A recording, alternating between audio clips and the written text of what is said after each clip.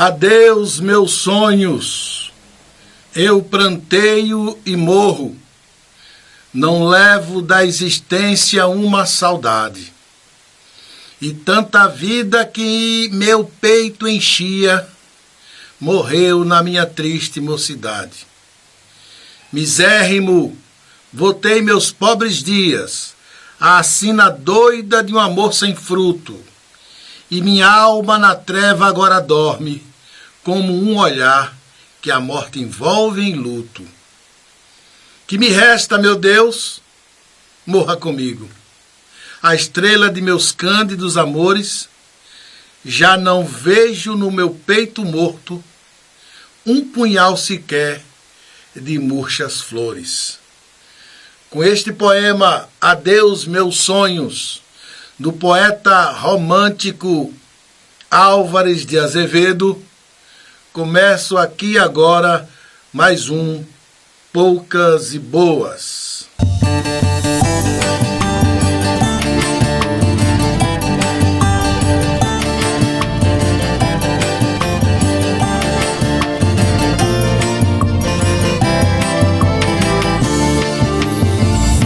E vamos começar com uma notícia alegre. O portal Contraprosa e o canal do YouTube Landeswald Lima vão estrear um novo programa de entrevistas. Um programa de entrevistas diferente. Nós vamos entrevistar ao mesmo tempo duas pessoas. Não necessariamente colocaremos duas pessoas que pensam de forma antagônica. Não é isso. São duas pessoas que vão trazer contribuições, não importa se pensam contrariamente ou não, mas que trazem contribuições significativas para a nossa região. O programa deve estrear nesse final de semana e já traz dois entrevistados de peso. O Antônio Andrade, que é professor de arte lá na cidade de Fátima, e Luciano Nascimento, que é professor de língua portuguesa em Fátima e ensina matemática em Antas. Ele que tem dupla formação. Então vocês não percam esse final de semana entrevista em dose dupla que estreará nesse final de semana. Espero que, é um desejo, que todos os finais de semana, a partir da sexta-feira, provavelmente a gente vai colocar no ar na sexta-feira à noite e ficará ao longo do final de semana para vocês aí assistirem. E infelizmente hoje esse Poucas e Boas vai ser mais triste do que o normal. É que morreram duas pessoas muito próximas da gente. E eu queria aqui anunciar a morte de José Ricardo Cruz Silva, professor da Rede Estadual de Ensino, professor de Educação Física, vice-diretor do CEPAF, que é o Colégio Estadual Paulo Freire, lá na cidade de Fátima. Ele que é professor de Educação Física e dono da Academia Onyx, lá na cidade de Fátima. Vítima da Covid-19. Zé Ricardo Cruz Silva nasceu em 31 de janeiro de 1970, portanto, tinha 51 anos de idade. Uma pessoa fantástica, muito querida, um professor dinâmico e que, infelizmente, mais uma vez perdemos a batalha para a Covid-19. 51 anos, com tudo pela frente, e vem a Covid e leva da gente. Também, aqui de Heliópolis, me fui pego de surpresa há pouco, quando Ana Dalva me informou do falecimento do nosso amigo Dinei Santos, que é filho de Abílio Rego.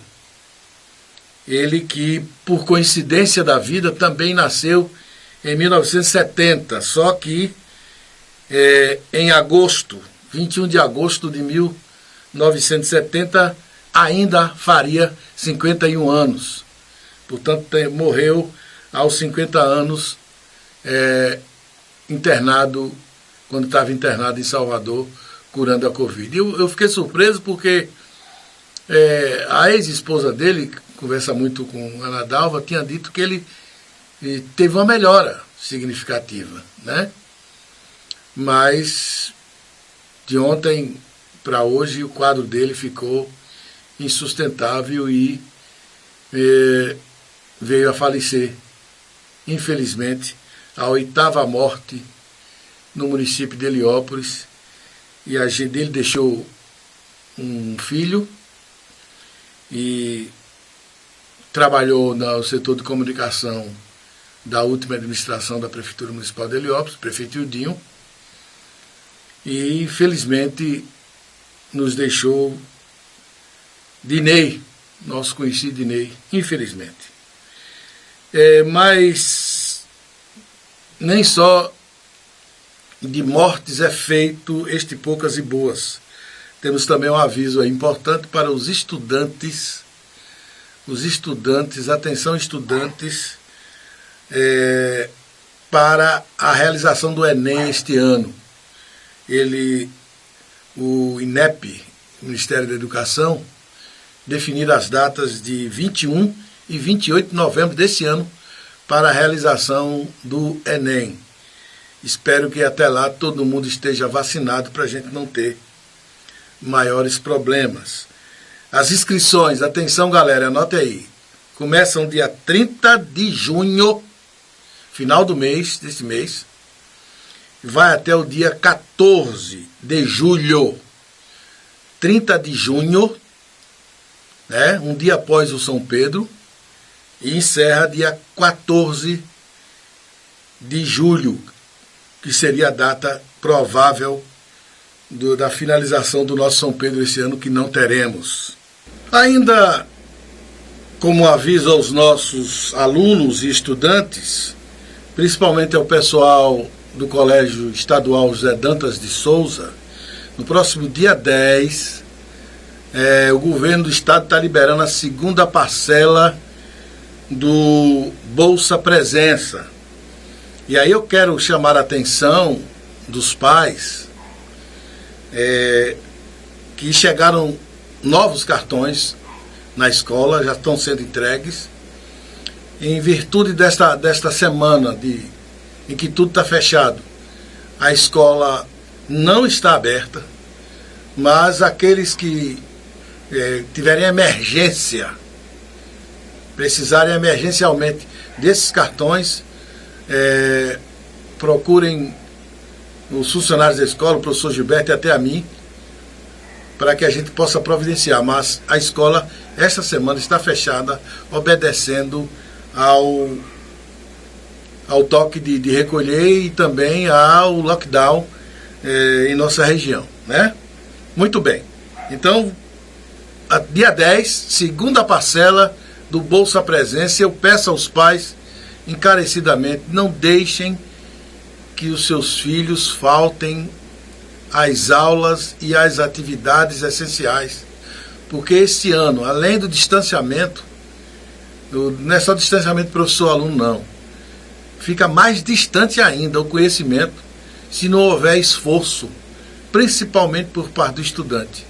Ele tem que ser um estudante muito dedicado para aprender no mesmo nível que se aprende numa aula presencial. Muito bem, vamos para o nosso 4º assunto de hoje, que se trata do depoimento da médica infectologista, né, fez inclusive mestrado na Universidade de Hofstra, lá nos Estados Unidos, Luana Araújo, né, que foi sem nunca ter sido. Ela passou 10 dias no Ministério da Saúde, convidada pelo Marcelo Queiroga, ministro da Saúde, para formar uma secretaria especial que ia cuidar, digamos assim, das possibilidades das ações, de estudos que fizessem uma espécie de antecipação de ações contra a Covid-19. Ou seja, era uma secretaria que ia, baseado na ciência, tentar impedir a proliferação, o aumento desta proliferação do coronavírus aqui no Brasil. Ela, inclusive, os 10 dias que ela trabalhou, aguardando que o governo fizesse a documentação necessária para criar essa secretaria, e ela estava convocando, ela convidaria muitas pessoas da área para fazer ali um grupo de trabalho específico voltado para estas questões. Inclusive, a questão da vacinação, acelerar a questão da vacinação, e também uma coisa que o governo não estava fazendo, que era a testagem em massa. Você testa, descobre quais são os infectados, isola e impede que o vírus se espalhe para a sociedade. Se tivéssemos feito isso desde o início, os resultados seriam extremamente menos dolorosos do que estes 465 mil até aqui mortos pela Covid-19. Mas o Marcelo Queiroga chamou Luana Araújo no seu gabinete 10 dias depois dela, inclusive, ser anunciada nas redes sociais, na imprensa, né? E até dá um pouco de entusiasmo. Parece que agora o governo Jair Bolsonaro vai deixar o negacionismo de lado e vai partir para o ataque contra o vírus. Que nada. Marcelo Queiroga avisou a ela que o nome dela não tinha sido aprovado. Traduzindo para quem quiser entender, como ela era contra o uso de tratamento, daquele tratamento que o governo diz que é preventivo e tudo, com cloroquina e diaba 4, ela era contra aquilo. Inclusive na CPI ela deixou bem clara. Quando fizeram pergunta a ela sobre esse tratamento precoce, que foi difundido no Ministério da Saúde, chegaram até a colocar o programa, o Tratkov, na internet, para que as pessoas seguissem aquilo, ela disse: eu não posso discutir uma coisa que não existe. Não existe isso. É impressionante como é que a gente, em pleno século XXI, está discutindo esse tipo de coisa. Quer dizer, ela, sabe, ela colocou Nise Yamaguchi no chinelo. Ela mostrou o que era ciência. Ela mostrou a realidade da coisa. E ela foi bem clara: eu não posso discutir nada fora da ciência. Inclusive, um detalhe sobre Luana, que me deixou assim muito entusiasmado com o profissionalismo dela, é que ela disse o seguinte: todo médico tem a livre escolha. Na nossa farmacologia, ele tem livre escolha para que aquilo combata aquela doença. Às vezes tem 3, 4 remédios, ele pode escolher o remédio A, B ou C. Mas ela disse que o médico não pode ir além do que a ciência estabeleceu. É como um professor.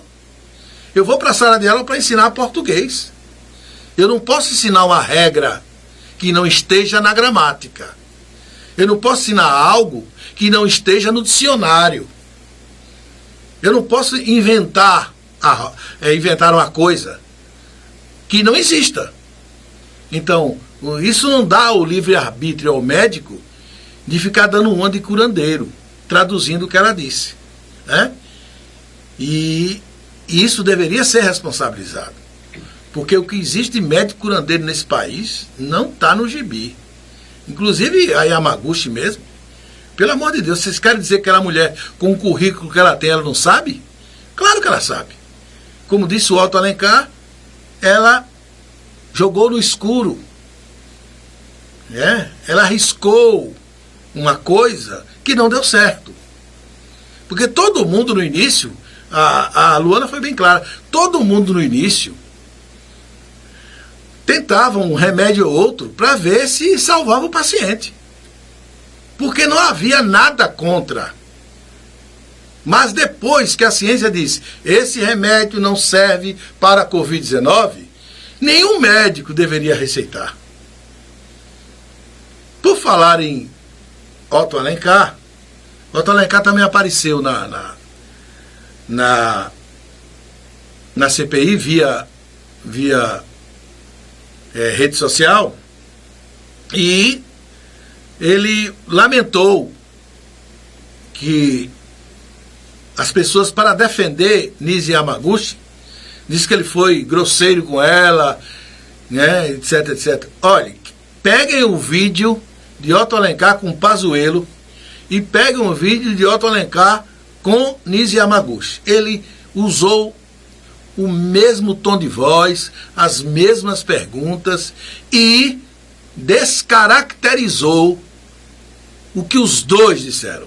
Portanto, eu vou aqui, infelizmente, ter que fazer uma coisa que eu não fazia há muito tempo, é corrigir uma visão jornalística, principalmente das jornalistas comentaristas da Globo News, que chegou a dizer que Otto Alencar foi rude com Yamaguchi porque ela era mulher. Não é verdade. Não houve preconceito por parte de Otto Alencar. Ele foi duro? Foi. Foi duro e deveria ter sido mais duro ainda. Não é porque ela é mulher. É porque ela estava ali denegrindo a profissão dela. Ela jogou a profissão de médico na lata do lixo.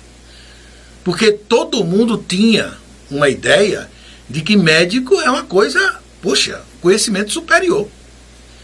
E Otto Alencar lá mostrou que ela não tinha conhecimentos básicos que qualquer estudante poderia adquirir no ensino médio regular. Portanto, Luana Araújo, se o Dimas Covas, do Instituto Butantan, já tinha deixado tudo claro, Luana Araújo deixou ainda muito mais claro que existe um governo no Brasil que queria que as pessoas ficassem sãs com a imunização de rebanho, que na cabeça deles funciona da seguinte forma: todo mundo fica doente e todo mundo adquire os anticorpos e acaba com isso. Só que isso leva muitas pessoas à morte. E é por isso que nós somos hoje o país, depois dos Estados Unidos, que mais matou gente de Covid no mundo. E proporcionalmente falando, somos o primeiro lugar. Bom, eu acho que é isso. Por hoje é só. Você que está aí, não se esqueça de se inscrever no canal, né? Hoje foi um dia, para mim, extremamente triste. Todos os dias estão sendo tristes, enquanto essa pandemia não acabar.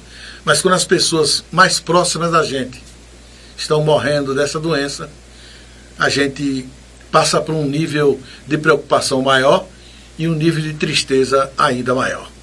Mas, até a próxima, até a estreia do Entrevista em Dose Dupla, nessa sexta-feira. Um abraço a vocês e até uma outra oportunidade.